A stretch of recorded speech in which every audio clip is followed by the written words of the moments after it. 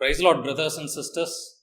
பிதாவின் ஒரே பேரான குமாரனாக இயேசு கிறிஸ்து இருக்கிறார் என்பது திருத்துவத்தை உறுதி செய்கிறதா அப்படின்ற காரியத்தை இந்த ஒரு படிப்பினால் நம்ம ஆராய்ந்து பார்க்கலாம். ஒரே பேரான குமாரன், அதாவது பிகாட்டன் சன் என்பதன் அர்த்தம் என்ன? இது எட்டர்னல் சன்னை குறிக்கிறதா? அதாவது இயேசு கிறிஸ்து பழைய ஏற்பாட்டில் என்றென்றும் குமாரனாக இருக்கிறாரா என்பதை இந்த ஒரு படிப்பினால நம்ம ஆராய்ந்து பார்க்கலாம். யோவான் 1:18 தேவனை ஒருவனும் ஒரு காலம் கண்டதில்லை, பிதாவின் மடியில் இருக்கிற ஒரே பேரான குமாரனை அவரை வெளிப்படுத்தினார். இங்க இயேசு கிறிஸ்துவை பார்த்து ஒரே பேரான குமாரன் என்று எழுதப்பட்டிருக்கிறது. இதுக்கு இங்கிலீஷ்ல நீங்க படிச்சு பார்க்கும் பொழுது ஒன்லி பிகாட்டன் சன் அப்படின்னு டிரான்ஸ்லேஷன்ல எழுதப்பட்டிருக்குது, ஒன்லி பிகாட்டன் சன். மேலும் யோவான் 3:16 தேவன் தம்முடைய ஒரே பேரான குமாரனை விசுவாசிக்கிறவன் எவனோ அவன் கெட்டு போகாமல் நித்திய ஜீவனை அடையும்படிக்கு அவரை தந்தருளி இவ்வளவாய் உலகத்தில் அன்பு கூர்ந்தார் என்று எழுதியிருக்கிறது.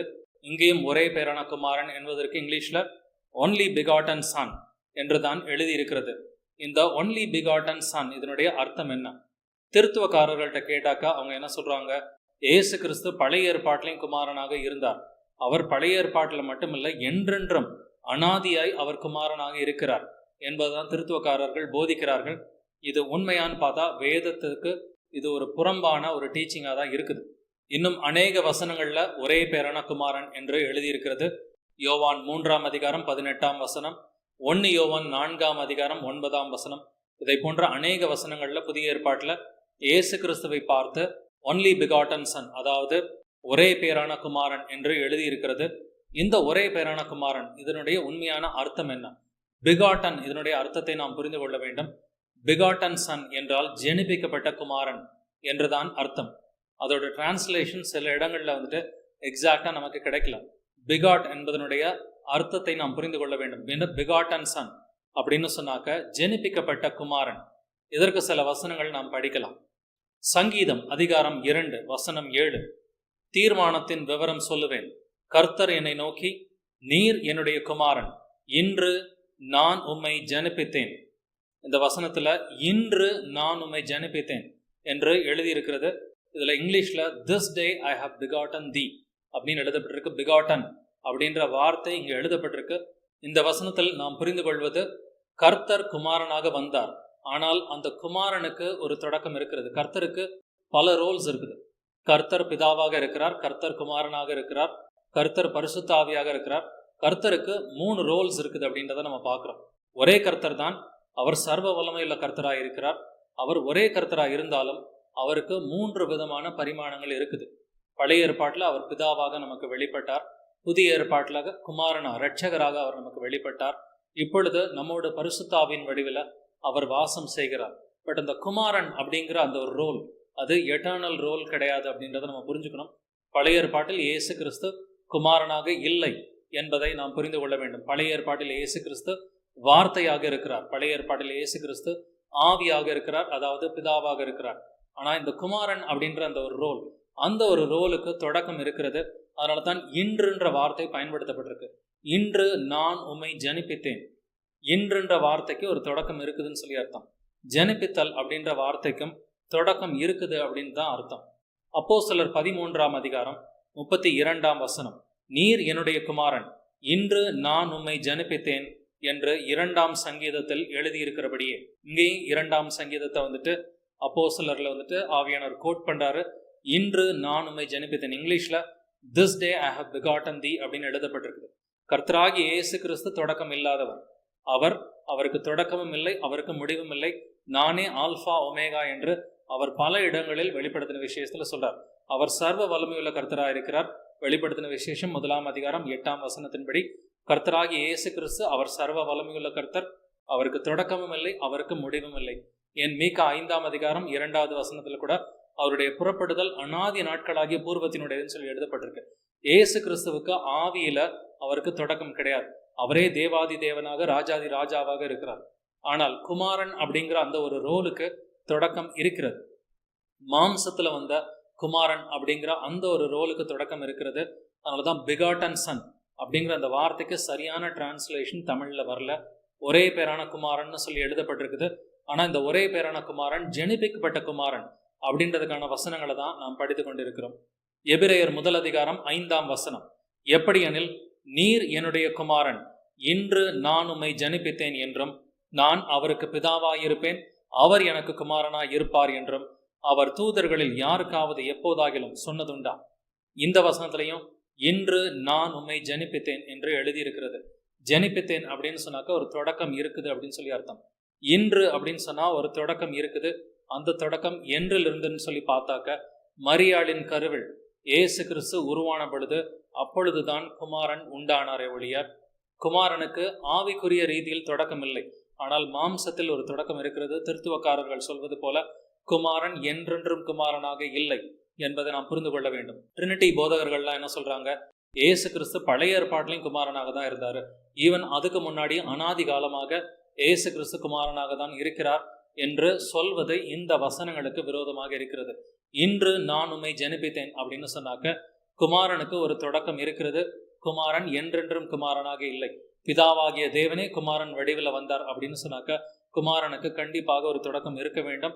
மாம்சத்துல குமாரனுக்கு தொடக்கம் இருந்தது மரியாளின் கருவில. எபிரேயர் 5:5 அந்தபடியே கிறிஸ்தவம் பிரதான ஆசாரியர் ஆகிறதற்கு தம்மை தாமே உயர்த்தவில்லை. நீர் என்னுடைய குமாரன், இன்று நான் உம்மை ஜனிப்பித்தேன் என்று அவருடைய சொன்னவரே அவரை உயர்த்தினார். இந்த வசனத்திலையும் இன்று நான் உம்மை ஜனிப்பித்தேன் என்பதற்கும் ஒரு தொடக்கம் இருக்கிறது. இன்று என்ற வார்த்தைக்கும் ஒரு தொடக்கம் இருக்கிறது என்பதை நாம் புரிந்து கொள்கிறோம். இயேசு கிறிஸ்து என்றென்றும் குமாரனாய் இல்லாமல் அவர் புதிய ஏற்பாட்டில் மரியாளின் கருவில் அவர் உருவாகிற பொழுதுதான் அவர் குமாரனாக உருவெடுத்தாரே ஒழிய திருத்துவக்காரர்கள் சொல்கிறது போல இயேசு கிறிஸ்து என்றென்றும் குமாரனாகவில்லை. பிகாட்டன் என்கிற வார்த்தைக்கு நம்ம இன்னும் நல்லா அர்த்தம் புரிஞ்சுக்கணும். இதற்கு ஆதியாகமத்தில் சில வசனங்கள் படிக்கலாம்.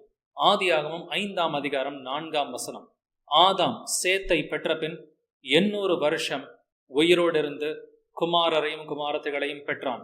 ஆதாம் சேத்தை பெற்ற பின், இது இங்கிலீஷ்ல எப்படி டிரான்ஸ்லேட் ஆயிருக்குன்னா, அந்த days of Adam after he had begotten Seth. Adam begot Seth அப்படின்னு சொன்னா என்ன அர்த்தம்? சேத் மாம்சத்தில் ஆதாமிடம் பிறந்தான். சேத்துக்கு ஒரு தொடக்கம் இருக்கிறது. மாம்சத்தில் சேத்துக்கு ஒரு தொடக்கம் இருக்கிறது போல மாம்சத்தில் வந்த குமாரனுக்கும் ஒரு தொடக்கம் இருக்கிறது. அவர் என்றென்றும் குமாரனாய் இல்லை என்பதற்காகவே ஆவியானவர் பிகாட்டன் சன் அப்படின்ற வார்த்தையை எழுதி வச்சிருக்கிறார். எபிரேயர் 11:19 தனக்கு ஒரே பேரானவனையே பலியாக ஒப்பு கொடுத்தான், மரித்தோரிலிருந்து அவனை பாவனையாக திரும்பவும் பெற்றுக்கொண்டான். இங்க ஆபிரகாம் ஈசாக்கை பலி கொடுக்கும் பொழுது எப்படி எழுதப்பட்டிருக்குது? தனக்கு ஒரே பேரானவனை, இங்கிலீஷ்ல his only begotten son அப்படின்னு சொல்லி எழுதப்பட்டிருக்கு. இயேசு கிறிஸ்துவுக்கு பயன்படுத்தப்பட்ட அதே வார்த்தை only begotten son அப்படின்ற அதே வார்த்தைகள் ஈசாக்குக்கும் பயன்படுத்தப்பட்டிருக்குது. காரணம் என்னவென்றால், ஈசாக்கு ஆபிரகாமிடமிருந்து பிறந்தவன். அவனுக்கு ஈசாக்குக்கு மாம்சத்தில் ஒரு தொடக்கம் உண்டு. அதே போல குமாரனும் மாம்சத்தில் பிறந்தவன். குமாரனுக்கும் மாம்சத்தில் ஒரு தொடக்கம் உண்டு.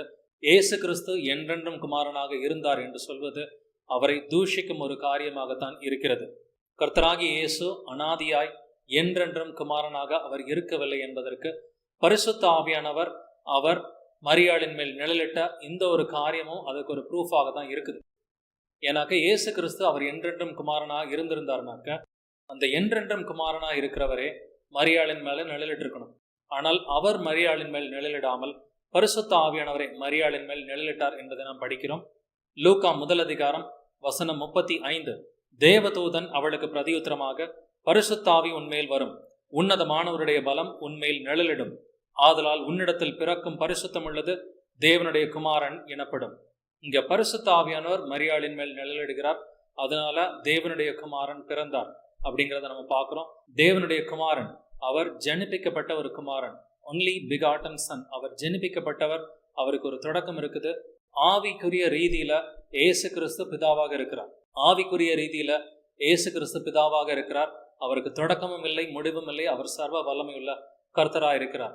ஆனால் நம்முடைய ஒரே கர்த்தருக்கு அவருக்கு 3 வெளிப்பாடுகள் இருக்கிறது. அவருக்கு பிதா என்கிற ஒரு வெளிப்பாடு இருக்குது, குமாரன் என்கிற ஒரு வெளிப்பாடு இருக்குது, மற்றும் பரிசுத்த ஆவி என்கிற ஒரு வெளிப்பாடு இருக்குது. குமாரனாக இயேசு கிறிஸ்து ஜனிப்பிக்கப்பட்டவர்.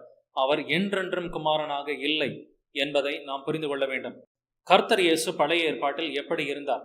அவர் ஆவிக்குரிய ரீதியில பழைய ஏற்பாட்டில் எப்படி இருந்தார் என்பதை நாம் பார்க்கலாம். யோவான் 1:1 ஆதியிலே வார்த்தை இருந்தது, அந்த வார்த்தை தேவனிடத்தில் இருந்தது, அந்த வார்த்தை தேவனாய் இருந்தது. பழைய ஏற்பாட்டில் ஆதியில அதற்கு முன்னாடி இயேசு கிறிஸ்து எப்படி இருந்தார்? அவர் வார்த்தையாக இருந்தார். அவர் குமாரனாக இல்லை, அவர் மாம்சத்தில் இல்லை. அந்த வார்த்தை தான் மாம்சமானார் என்று எழுதியிருக்கிறது. யோவான் 1:14 அந்த வார்த்தை மாம்சமாகி கிருபையினாலும் சத்தியத்தினாலும் நிறைந்தவராய் நமக்குள்ளே வாசம் பண்ணினார். அவருடைய மகிமையை கண்டோம். அது பிதாவுக்கு ஒரே பேரானவருடைய மகிமைக்கு ஏற்ற மகிமையாகவே இருந்தது. அந்த வார்த்தை மாம்சமாகி என்றால் என்ன அர்த்தம்? இயேசு கிறிஸ்து மாம்சமானார். அவர் வார்த்தை தான் மாம்சமானார். பழைய ஏற்பாட்டில் இயேசு கிறிஸ்து அவர் குமாரனாக இல்லை, அவர் மாம்சத்தில் இல்லை என்பதை நாம் புரிந்து கொள்கிறோம். மேலும் 1 பேதுரு 10-11 வரை உங்களுக்கு உண்டான கிருபையை குறித்து தீர்க்க தரிசனம் சொன்ன தீர்க்கதரிசிகள் இந்த ரட்சிப்பை குறித்து கருத்தாய் ஆராய்ந்து பரிசோதனை பண்ணினார்கள். தங்களில் உள்ள கிறிஸ்துவின் ஆவியானவர் கிறிஸ்துவுக்கு உண்டாகும் பாடுகளையும் அவைகளுக்கு பின்வரும் மகிமைகளையும் முன்னறிவித்த போது இன்ன காலத்தை குறித்தார் என்பதையும் அந்த காலத்தின் விசேஷம் இன்னதென்பதையும் ஆராய்ந்தார்கள். 10 பழைய ஏற்பாட்டு தீர்க்கதரிசிகளை பத்தி பேதுரு பேசுறான். அதனாலதான் தீர்க்க தரிசனம் சொன்ன தீர்க்கதரிசிகள் என்று எழுதியிருக்கிறது. அந்த தீர்க்க தரிசிகளுக்குள்ள இருந்த ஆவியானவர் எப்படிப்பட்ட ஆவியானவர்? 11 எழுதியிருக்கிறபடி தங்களில் உள்ள கிறிஸ்துவின் ஆவியானவர் என்று எழுதியிருக்கிறது. பழைய ஏற்பாட்டில் இயேசு கிறிஸ்து ஆவியாகத்தான் இருந்தார். அவர் வார்த்தையாக இருந்தார், அவர் ஆவியாக இருந்தார். இரண்டும் ஒரே அர்த்தத்தை தான் குறிக்கிற ஒரு காரியமாக இருக்கிறது. இயேசு கிறிஸ்து மாம்சத்தில் இல்லை, அவர் குமாரனாக பழைய ஏற்பாட்டில் இல்லை என்பதை நாம் புரிந்து கொள்கிறோம். ஆவி என்பதும் வார்த்தை என்பதும் ஒன்றுதான். யோவான் 6:63 நான் உங்களுக்கு சொல்லுகிற வசனங்கள் ஆவியாயும் ஜீவனுமாயும் இருக்கிறது என்று எழுதியிருக்கிறது. இந்த வசனங்கள் அப்படிங்கிற வார்த்தை இங்கிலீஷ்ல வேர்ட்ஸ் அப்படின்னு டிரான்ஸ்லேட் ஆயிருக்குது. ஸோ இந்த வேர்ட்ஸ், தேவனுடைய வார்த்தை என்பது ஆவி ஜீவன் என்பதை நாம் புரிந்து கொள்கிறோம். ஏசு கிறிஸ்து வார்த்தையாக இருந்தார் என்பதை யோவான் 1:1 படிக்கிறோம். ஏசு கிறிஸ்து ஆவியாக பழைய ஏற்பாட்டில் இருந்தார் என்பதை 1 பேதுரு 1:11 படிக்கிறோம். ரெண்டும் அழகா சின்க்ரனைஸ் ஆகிறத நம்மளால பார்க்க முடியுது. ஏனென்றால் ஆவி என்றால் வார்த்தை, வார்த்தை என்றால் ஆவி என்பதை நாம் பார்க்கிறோம். கர்த்தராகிய இயேசு கிறிஸ்து ஆவிக்குரிய ஒரு ரீதியில அவருக்கு தொடக்கமும் இல்லை, முடிவும் இல்லை. ஆவிக்குரிய ஒரு ரீதியில இயேசு கிறிஸ்து பிதாவாக இருக்கிறார் என்பதை நாம் பார்க்கிறோம். அவரே ஆல்பாவாக ஒமேகாவாக இருக்கிறார். அவர் சர்வ வல்லமையுள்ள தேவனாக இயேசு கிறிஸ்து இருக்கிறார். ஆவிக்குரிய ஒரு ரீதியில இயேசு கிறிஸ்துவுக்கு தொடக்கமும் இல்லை, முடிவும் இல்லை என்பதை நாம் பார்க்கிறோம். ஆனால் இயேசு கிறிஸ்து ஜனிப்பிக்கப்பட்ட குமாரனாக இருக்கிறார். அவர் ஜனிப்பிக்கப்பட்ட குமாரனாக இருப்பதனால் மாம்சத்தில் அவருக்கு ஒரு தொடக்கம் இருக்குது. இயேசு கிறிஸ்து பழைய ஏற்பாட்டில் மாம்சத்தில் இல்லை என்பதை நாம் புரிந்து கொள்கிறோம். இயேசு கிறிஸ்து பழைய ஏற்பாட்டில் குமாரனாக இல்லை என்பதை நாம் புரிந்து கொள்கிறோம். காரணம் என்னவென்றால், இன்று நான் உம்மை ஜனிப்பித்தேன் என்று வசனத்துல அநேக இடங்களில் எழுதியிருக்கிறது. இந்த படிப்பினால நாம் பார்த்த காரியம், குமாரன் ஜனிப்பிக்கப்பட்டவர் என்பதை நாம் புரிந்து கொள்கிறோம். அதாவது மரியாளின் கருவில் தான் குமாரன் உருவானார். அவர் அதற்கு முன்னர் குமாரனாக இல்லை. பழைய ஏற்பாட்டில் இயேசு கிறிஸ்து குமாரனாக இல்லை. கர்த்தராகிய இயேசு பழைய ஏற்பாட்டில் மாம்சத்தில் இல்லை. கர்த்தராகிய இயேசு பழைய ஏற்பாட்டில் ஆவியாக இருந்தார், அதாவது பிதாவாக இருந்தார் என்பதை நாம் புரிந்து கொள்கிறோம். திருத்துவம் ஒரு கள்ள உபதேசம், Trinity is a false doctrine அப்படிங்கிறத இந்த ஒரு படிப்பு நிலையும் நம்ம பார்த்துட்டோம். இதுக்கு அடுத்த படிப்பினையாக நாம் பார்க்க போகிற காரியம், கர்த்தருடைய கிளை என்கிற வார்த்தையால இயேசு கிறிஸ்துவை டிஸ்கிரைப் பண்ணியிருக்கிறாங்க. இதனுடைய உண்மையான அர்த்தம் என்ன என்பதை குறித்து அடுத்த படிப்பினில நாம் ஆராய்ந்து பார்க்கலாம். இந்த படிப்பினில உங்களுக்கு கேள்விகள் இருந்தா நீங்க ஸ்கிரீன்ல இருக்கிற மொபைல் நம்பருக்கு கால் பண்ணலாம், இல்ல வாட்ஸ்ஆப்ல மெசேஜ் அனுப்புங்க. Praise the lord Jesus. May God bless you all.